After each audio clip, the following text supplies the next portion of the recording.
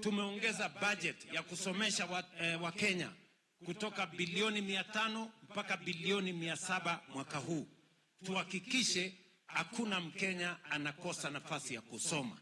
Ndio sababu pamoja na hao wabunge tumejenga madarasa mpya 23,000 kuhakikisha ya kwamba kila mtoto, in the last 3 years we have built 23,000 new classrooms to make sure every child is in class.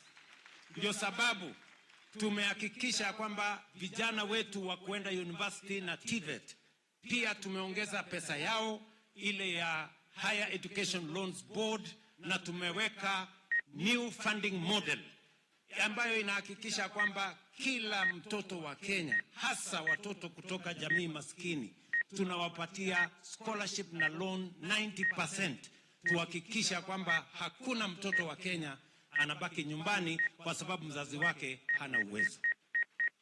Mimi nataka niwaulize wazazi, najua we are undertaking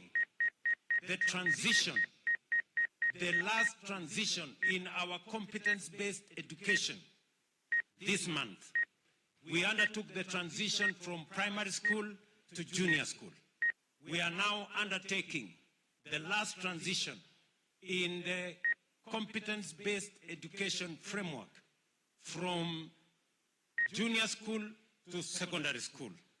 Na hii mwezi ni ya muhimu sana.